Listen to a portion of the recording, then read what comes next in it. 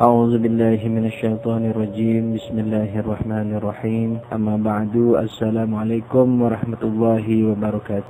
Pelajaran 15 kita telah membahas bagian-bagian daripada bagian-bagian kata perbedaan, di mana perbedaan itu dibagi menjadi 3: perbedaan persamaan, perbedaan ketidaksamaan, dan perbedaan pertentangan. Yang dalam bahasa Arabnya yang terakhir ini disebut dengan takabul. Juga telah sampai kepada penjelasan terhadap 3 syarat terhadap syarat takabul atau syarat perbedaan pertentangan,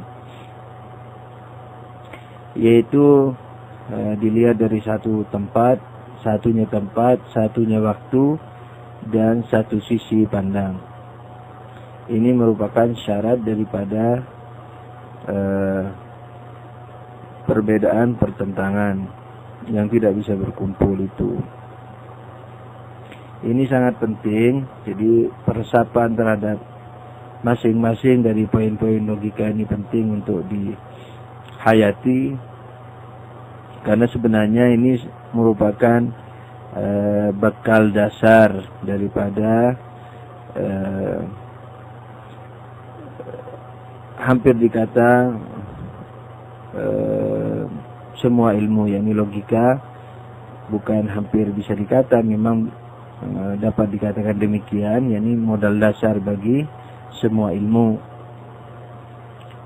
Mungkin teman-teman tidak menyadari atau belum menyadari bahwa misalnya bahwa pelajaran 15 yang kemarin, yakni logika 15, misalnya sangat berhubungan misalnya dengan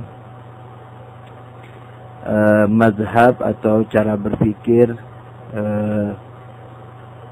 apa yang disebut dengan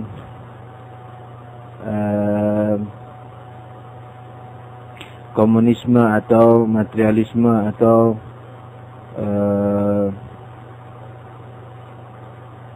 apa yang disebut dengan marxisme misalnya,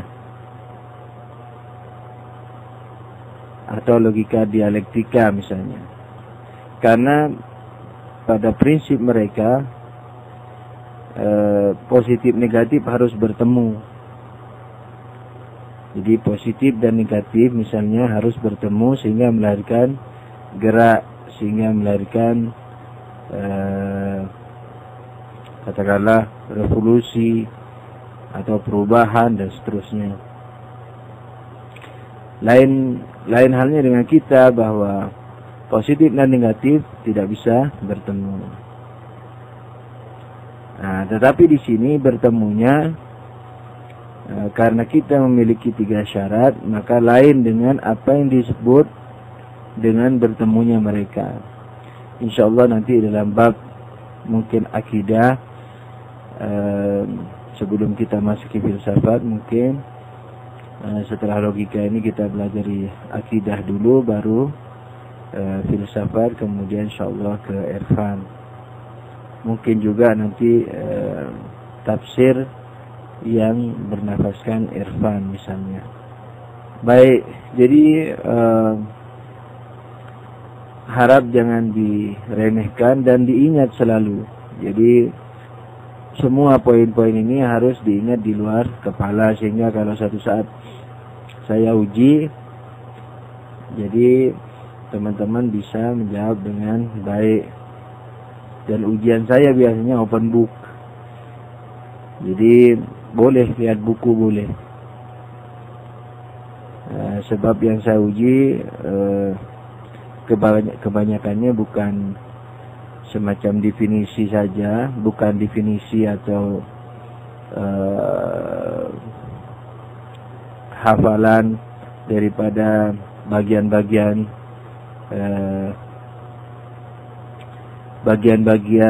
yang ada dalam buku. Biasanya saya menekankan kepada penerapan. Nah, baiklah. Jadi kita teruskan kepada pelajaran berikutnya, yakni pada logika ke-16 ini. yaitu perbedaan pertentangan dibagi menjadi 4. Nah, ini agak yakni lebih rumit dari yang kemarin. Perbedaan persamaan, perbedaan ketidaksamaan, dan perbedaan pertentangan. Jangan lupa modalnya. Setiap membahas pembagian, modal dasarnya jangan dilupa. Arti daripada masing-masing bagian. Seperti sekarang, modal dasarnya adalah apa? Perbedaan pertentangan, yaitu dua hal yang tidak bisa bertemu dalam satu tempat, dalam satu waktu, dan dalam sisi pandang. Nah, pertentangan perlawanan ini dibagi menjadi 4 lagi. yakni yang tidak bisa ketemu dalam satu waktu, ruang, dan sisi pandang, itu masih terbagi menjadi 4 bagian. Bagian pertama yaitu pertentangan perlawanan, yakni perbedaan pertentangan perlawanan, gitu lengkapnya. Tapi biasanya nanti dalam dialog-dialog atau dalam tulisan-tulisan bagi yang sama-sama mempelajari logika, itu disebut akhirnya cukup. Misalnya perlawanan, udah. Jadi nggak usah disebut perbedaan pertentangan perlawanan, atau disebut pertentangan perlawanan, gitu. Atau kadang-kadang disebut terakhirnya aja perlawanan. Udah ngerti kalau perlawanan dari bagian perbedaan, dan perbedaan perlawanan bagian daripada sudah ngerti kalau perlawanan bagian daripada pertentangan, dan pertentangan merupakan bagian dari perbedaan, gitu. Jadi perlawanan, perbedaan, pertentangan, perlawanan. Memang ini harus dibudidayakan istilah kita Melayu. Karena apa? Karena saya lebih terus terang lebih cenderung memakai Melayu ini karena dapat membantu, lebih memudahkan untuk memahami, mengingat daripada materi pelajaran. Kalau saya gunakan Arab atau saya gunakan Inggris, biasanya lebih simple karena mungkin bahasa mereka sudah baku. Tapi sulit atau lebih sulit misalnya untuk diresapi karena lain daripada bahasa kita sehari-hari. Kalau kita memakai istilah Melayu, sekalipun kita lupa maknanya suatu saat, tapi melihat judulnya saja, melihat misalnya namanya saja, barangkali bisa mengingatkan kita kepada maknanya. Perbedaan pertentangan perlawanan naqidan, yaitu apa? Perlawanan antara positif dan negatif, seperti manusia dan bukan manusia, batu dan bukan batu, uang dan bukan uang, teman dan bukan teman. Jadi perlawanan antara positif dan negatif. Jadi tidak terlalu sulit. Nah, hukumnya apa? Hukumnya yaitu tidak bisa berkumpul dan tidak bisa juga terangkat kedua-duanya. Jadi positif negatif ini yaitu antara wujud dan bukan wujud. Bukan wujud, tapi bukan wujud yang pertama. Jadi kalau yang pertama bilang manusia, yang kedua bukan wujud manusia. Bukan manusia yakni. Jadi antara wujud dan bukan wujud. Tapi wujud yang pertama, yakni yang dinafikan itu adalah wujud yang dipositifkan sebelumnya, seperti manusia dan bukan manusia. Hukumnya tidak bisa diangkat, tidak bisa berkumpul, sudah jelas kan? Karena ini cabang dari pertentangan yang tidak bisa berkumpul dalam satu tempat, ruang, dalam satu ruang, waktu, dan sisi pandang. Tapi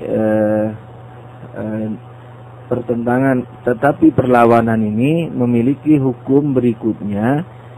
Yang kedua yaitu Tidak bisa diangkat dua-duanya. Artinya apapun dalam semesta ini tidak bisa diangkat dari dua-duanya itu. Manusia dan bukan manusia jelas tidak bisa ketemu. Jadi satu benda atau satu wujud dikatakan manusia dan bukan manusia, nggak bisa, jelas itu. Ini sangat mudah untuk dipahami. Komputer misalnya, nggak bisa disebut manusia dan bukan manusia, karena memang merupakan bagian, jadi perlawanan ini merupakan bagian dari pertentangan yang nggak bisa ketemu dalam satu tempat, waktu, dan sisi pandang. Tapi hukum tambahannya apa? Bahwa tidak bisa diangkat dari dua-duanya, tidak bisa diangkat dari satu hal itu. Jadi apapun di dunia ini, sekalipun dua-duanya ini tidak bisa bertemu dalam satu hal itu, tapi satu hal itu tidak bisa lari dari dua-duanya, seperti komputer tadi. Komputer memang tidak bisa disebut manusia dan tidak bisa pula disebut sebagai bukan manusia, yakni bertemu gitu ya. Jadi komputer adalah manusia dan bukan manusia, nggak bisa ketemu antara manusia dan bukan manusia di komputer. Tapi komputer tidak, tapi manusia dan bukan manusia nggak bisa diangkat dari komputer dua-duanya. Yakni tadi kan dibilang bahwa komputer tidak bisa disebut manusia dan bukan manusia sekaligus, tapi tidak bisa juga dikatakan bukan manusia dan bukan manusia. Jadi komputer tidak bisa disebut atau dikatakan sebagai bukan manusia dan sekaligus bukan manusia. Nah, jadi satu diantaranya harus dipakai, manusia atau bukan manusia, gitu. Manusia negatifnya menjadi apa? Kalau diangkatkan berarti dinegatifkan. Manusia menjadi bukan manusia. Bukan manusia menjadi bukan manusia. Negatif menjadi positif. Ini menjadi manusia. Jadi kenyataannya hanya dibalik saja. Yang tadi dikatakan tidak bisa dikatakan sebagai manusia dan sekaligus bukan manusia. Tidak bisa juga terangkat dari dua-duanya. yakni komputer bukan manusia dan manusia. Tidak bisa. Jadi ketika diangkat dua-duanya jadi menjadi berbalikan positif negatifnya. Ini komputer adalah misalnya bukan manusia dan manusia. Yani bukan manusia dan bukan manusia. Artinya bukan manusia dan manusia. Itu nggak bisa. Yang kedua, pertentangan pemilikan dan tidak. Pemilikan dan tidak ini sama. Jadi positif negatif juga. Tetapi pada sesuatu, tapi bukan bentuknya, bukan positif negatif, maknanya yang positif negatif. Kalau tadi bentuknya memang positif negatif, manusia bukan manusia, putih bukan putih. Nah, tapi kalau di sini tidak, jadi maknanya aja yang bersifat positif negatif. Akan tetapi dia merupakan sifat, itu bedanya ya. Kalau tadi terserah sifat atau yang disifati. Kapas bukan kapas, putih sifatnya kapas bukan putih. Nah, kapas bukan kapas, putih bukan putih. Kalau kapas yang disifati, kalau putih sifatnya. Jadi walhasil pokoknya antara positif dan negatif. Putih bukan putih, kapas bukan kapas gitu. Tapi kalau di sini itu awalan tidak berbentuk bukan, ini tidak berbentuk negatif, tapi maknanya positif negatif. Dan berupa sifat gitu, dan berupa sifat. Yang ketiga, catatan yang ketiga bagi pemilikan dan tidak ini bergantian, yakni positif negatifnya itu pada sesuatu yang mungkin untuk disifati. Kalau mustahil untuk disifati nggak bisa. Seperti melihat dan buta. Melihat dan buta dari sisi makna positif negatif. Melihat dan buta dari poin kedua, catatan kedua, yakni berupa sifat. Yang ketiga, melihat dan buta ini itu harus kepada sesuatu yang bisa disifati. Artinya sesuatu itu bisa memiliki melihat, tapi kemudian tidak melihat, yakni buta. Seperti komputer tidak bisa dibilang buta. Kenapa? Karena dia tidak layak untuk memiliki penglihatan, melihat. Jadi dia nggak layak punya sifat itu. Sehingga sekalipun dia tidak bisa melihat, tidak bisa dibilang buta. Kecuali majazi. Nah ini lain lagi. Tempoh hari kan sudah dipelajari hakiki dan majazi. Majazi yakni yang tidak sungguhan. Nah oleh karena itu, pemilikan dan tidak ini hukumnya sekalipun dia tidak bisa berkumpul, tapi nggak bisa diangkat dua-duanya. Tapi bisa diangkat dua-duanya. Yani sekalipun dia tidak bisa berkumpul, tapi bisa diangkat dua-duanya. Melihat dan buta nggak bisa bertemu dalam satu wujud. Dia melihat dan juga buta, nggak bisa. Tapi bisa diangkat dua-duanya. Di mana? Di sesuatu yang tidak layak untuk mendapatkan sifat melihat, seperti komputer. Jadi komputer bisa dibilang tidak melihat dan bisa yakni komputer kan manusia, tadinya manusia dibilang melihat dan buta. Kalau dia atau binatang lain lah yang layak untuk memiliki penglihatan. Kalau melihat dibilang melihat. Kalau tidak melihat dibilang buta. yakni melihat dan buta ini tidak bisa bertemu dalam satu manusia. Dia melihat dan dia juga buta, nggak bisa. Nah, diangkat dari dia juga bahwa dia juga bukan melihat dan bukan juga buta, nggak bisa. Jadi manusia dibilang melihat dan buta, nggak bisa. Dibilang bukan melihat dan bukan buta juga nggak bisa. Hampir sama dengan positif negatif tadi. Dua sifat ini tidak bisa bertemu di dia, di manusia ini, dan tidak bisa diangkat dua-dua dari manusia ini. Pokoknya manusia ini harus memilih satu, melihat atau buta. Akan tetapi, kalau ada sesuatu yang tidak layak untuk mendapatkan sifat melihat seperti komputer, nah di komputer sifat melihat atau sifat buta ini bisa diangkat dua-duanya. Yakni komputer tidak bisa dibilang melihat dan tidak bisa dibilang buta.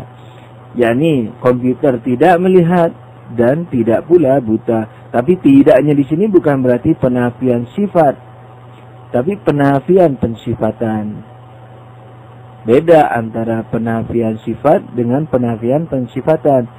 Kalau manusia dibilang buta, saya menafikan sifat melihat dari orang itu. Kalau orang itu dibilang melihat, saya menafikan sifat buta dari orang itu. Tapi kalau komputer saya bilang tidak melihat, nah itu bukan berarti saya menafikan melihat dari komputer, tapi menafikan pensifatan melihat dari komputer. Jadi komputer tidak melihat dan tidak buta. Yakni tidak buta bukan berarti menafikan sifat buta dari komputer, tapi menafikan pensifatan dari komputer. Oleh karena itu, sifat melihat dan sifat buta bisa diangkat di tempat-tempat atau di mana-mana yang memang dari asal tidak layak untuk mendapatkan sifat melihat. Begitu. Kemudian yang ketiga, saya rasa saya baca dulu ini, takut tidak cukup waktunya. Naskah dulu ya. Jadi perbedaan pertentangan dibagi menjadi 4. 1. Pertentangan perlawanan. Jadi lengkapnya apa? Perbedaan, pertentangan, perlawanan. Dalam bahasa Arabnya dikenal dengan naqidan. Pertentangan yang berlawanan adalah pertentangan antara positif dan negatif. Seperti manusia dan bukan manusia. Ingat ya bahwa positif negatif di sini berupa bentuk, bukan berupa makna saja, tapi termasuk juga bentuknya. yakni komputer bukan komputer gitu. Naskah seperti manusia dan bukan manusia, buku dan bukan buku, dan lain-lain. Pertentangan atau nakidan adalah dua makna yang bersifat wujud dan bukan wujud, yaitu bukan wujud dari wujud pertama. Tadi sudah dijelaskan, yang dibukankan itu adalah yang diiyakan sebelumnya. Seperti manusia, maka lawannya apa? Bukan manusia. Naskah hukum pertentangan atau nakidan ini adalah tidak bisa berkumpul dan tidak bisa terangkat kedua-duanya. Maksudnya adalah tidak ada suatu wujud yang bisa disifati dengan kedua-duanya dan juga bisa lepas dari keduanya. yakni tidak ada wujud yang bisa disifati dengan kedua-duanya dan juga bisa lepas dari pensifatan kedua-duanya gitu. Naskah misalnya alam. Maka ia tidak bisa kita katakan manusia dan bukan manusia. Contoh di atas kan tadi manusia dan bukan manusia atau buku dan bukan buku. Naskah ya, misalnya alam. Maka ia, yakni alam, tidak bisa kita katakan manusia dan bukan manusia sekaligus. Begitu juga kita tidak bisa mengangkat manusia dan bukan manusia daripadanya, yakni daripada alam. Yaitu kita katakan alam adalah bukan manusia dan bukan manusia. Sekaligus loh ya. Jadi alam adalah bukan manusia dan bukan manusia. Gitu. Jadi kan kita mau mengangkat nih, mau mengangkat manusia dan mau mengangkat bukan manusia dari alam. Mengangkat manusia ya membukankan manusia. Mengangkat bukan manusia, ya membukan-bukankan manusia. Gitu. Ya ini mengangkat manusia, membukankan manusia. Mengangkat bukan manusia, membukankan bukan manusia. Gitu. Naskah. Maka dari itu alam dalam contoh tersebut tidak bisa disifati dengan manusia dan bukan manusia sekaligus. Begitu juga ia tidak bisa lepas dari keduanya. Alhasil, alam harus mempunyai satu di antara keduanya, yaitu bukan manusia dalam contoh ini jelas. Ya, alam bukan manusia. Tapi nanti dalam dalam Irfan nanti ada lain lagi pengertian alam di situ. Ini alam yakni yang memiliki tiga. Di logika juga begitu, tapi ada penyamaan antara manusia dan alam. Itu nanti di Irfan. Jadi alam dibagi menjadi tiga, materi, ide dan akal. Ide ini bukan ide manusia, akal juga bukan akal manusia. Materi yaitu yang memiliki ruang dan waktu, ide atau barzah atau barzakhi atau misal itu yang tidak memiliki beban. Jadi kalau materi memiliki beban, ini ruang dan waktu itu, kemudian memiliki sifat-sifat materi juga seperti merah, biru, manis, pahit, keras, lembut. Tapi kalau ide, alam ide, makhluk ide, yaitu dia tidak memiliki beban, tetapi memiliki sifat-sifat materi lainnya selain beban. Ya, hakikat materi bebannya itu, sifat-sifatnya bukan hakikat materi. Nah, mereka memiliki itu. yakni non ruang dan non waktu, tetapi ada putih, merah, manis, pahit dan seterusnya. Kalau makhluk akal, yaitu tidak memiliki beban dan tidak pula memiliki tidak pula memiliki sifat-sifat materi. Ini keberadaan ansih, bersih murni, yakni tidak memiliki batasan ruang dan waktu, tidak memiliki juga batasan sifat-sifat. Nah, manusia dibilang alam di situ, alam kecil. Kalau alam jagat ini dibilang alam besar yang terdiri dari tiga itu. Manusia karena memiliki tiga hal itu juga dibilang alam, tapi dibilang alam kecil. Manusia juga memiliki materi, memiliki ide, yakni keberadaan yang tidak bersifat materi, yang tidak berbeban tetapi memiliki sifat-sifat materi. Akal juga dimiliki oleh manusia yang sempurna, tapi bukan manusia seperti kita, yakni suatu keberadaan yang lepas dari beban dan lepas dari sifat. Jadi kalau Anda sudah bisa melepaskan misalnya katakanlah gunung yang ada di benak Anda itu, gunung yang ada di benak Anda sudah lepas dari beban. Bentuk-bentuk gunung, sifat-sifat gunung ada, tapi beban nggak ada. Jadi Anda memiliki badan, yaitu materi Anda. Anda memiliki keberadaan barzahi atau ide seperti gunung yang ada dalam diri Anda. Tapi kalau Anda bisa membersihkan gunung itu, selain daripada beban, bersih juga daripada bentuk-bentuknya, sifat-sifat lainnya, maka Anda sudah mencapai tingkatan akal. Dan itu biasanya aulia-aulia Tuhan saja. Insya Allah nanti kita akan pelajari juga nantinya. Alhasil, manusia juga disebut alam, tapi alam kecil. Ini sekedar tambahan supaya ada penyemangat bahwa belajar logika ini tujuannya khususnya di kajian kita ini akan menuju kepada teologi, kemudian filsafat dan irfan insyaallah taala. Tapi ingat bahwa logika ini bisa dipakai bukan bisa, justru menjadi alat bagi semua ilmu. Alat bagi semua ilmu. Yang kedua, bagian yang kedua daripada pertentangan, yaitu pertentangan pemilikan dan tidak. Malakah wa adamuhu, atau malakah wa adamuha, salah baca, malakah wa adamuha dalam bahasa Arab, bukan wa adamuhu, tapi wa adamuha, muannas. Pertentangan pemilikan, naskah ya, pertentangan pemilikan dan tidak adalah dua hal yang salah satunya merupakan wujud yang menyifati sesuatu yang sesuai untuk disifati. Seperti melihat. Dia ketika dibilang melihat kan wujud, bukan buta. Kalau buta menghilangkan wujud penglihatan maksudnya. Tapi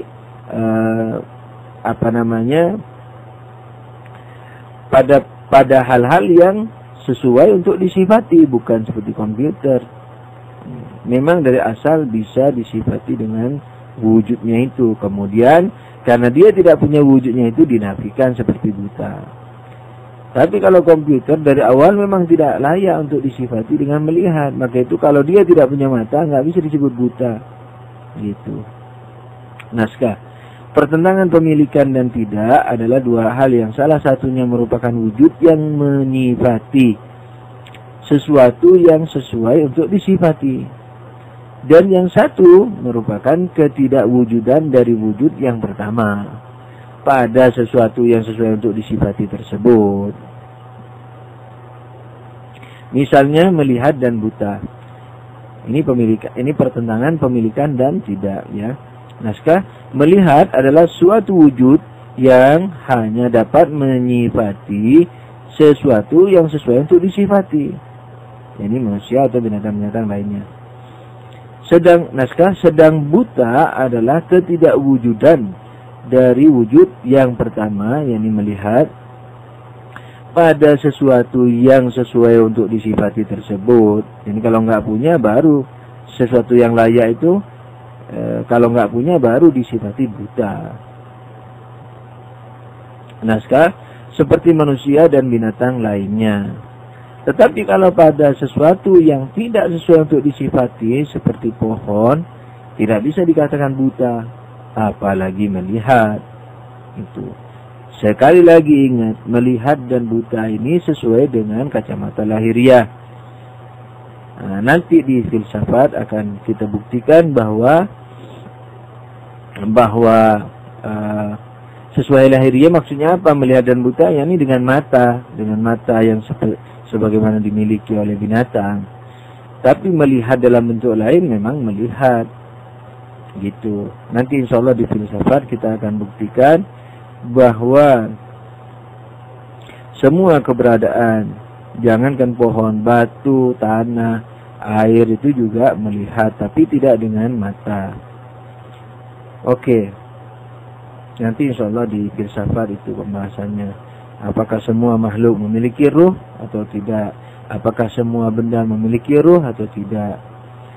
Gitu. Terus apa arti daripada bertasbihnya semua benda langit dan bumi yang ada dalam Quran?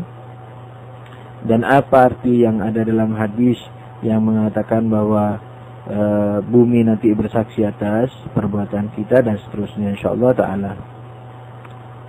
Jadi guna mempelajari logika filsafat ini sebenarnya kita sasaran utamanya adalah mengerti apa maunya agama, mengerti maksud daripada agama, kemudian insyaallah mengamalkan dengan sebaik mungkin. Oke, kembali kepada naskah. Maka dari itu pertentangan pemilikan dan bukan, ini pemilikan dan bukan pemilikan, bisa dikatakan terhadap sesuatu yang sesuai untuk disifati saja. Dengan demikian hukum pemilikan dan bukan pemilikan adalah tidak bisa berkumpul, tetapi bisa terangkat kedua-duanya. Berkumpul dua-dua nggak bisa, terangkat dua-dua bisa. Di mana? Di yang tidak sesuai untuk disifati. Nah, sekarang seperti melihat dan buta terangkat pada pohon. Sebab pohon tidak bisa dikatakan buta karena ketidaksesuaian tadi, gitu. Memang melihat dan buta tidak bisa terangkat dari yang bisa disifati, sebagaimana dia juga tidak bisa berkumpul pada sesuatu yang bisa disifati. Melihat dan buta ini dia juga tidak bisa terangkat pada sesuatu yang bisa disifati, yang sesuai untuk disifati. Jadi melihat dan buta tidak bisa berkumpul pada manusia, tidak bisa juga terangkat daripada manusia. Tapi pada tempat-tempat yang tidak sesuai untuk disifati, maka melihat dan buta ini bisa diangkat. Sekian dulu pertemuan kita yang ke-16 ini. Dan pembagian ini masih tersisa 2 lagi daripada pembagian perkembangan yang insyaallah minggu depan kita akan teruskan. Sekian dulu, semoga yang kita lakukan ini selalu menjadi penyebab daripada kesempurnaan kita baik lahir atau batin, menjadi penyebab pula bagi hujannya ampunan dari Tuhan, hujannya hidayah juga dari Tuhan, sehingga kita betul-betul menjadi manusia, atau kalaulah tidak bisa menjadi manusia yang sebenarnya, setidaknya kita bisa mencapai tingkatan katakanlah bayang manusia. Kalaulah tidak bisa juga mencapai bayang manusia, setidaknya kita bukan musuh manusia. Amin ya rabbal alamin, bihaqqi Muhammadin, dengan kesucian Muhammad dan keluarganya. Amin ya rabbal alamin. Wabillahi taufiq wal hidayah. Wassalamualaikum warahmatullahi wabarakatuh.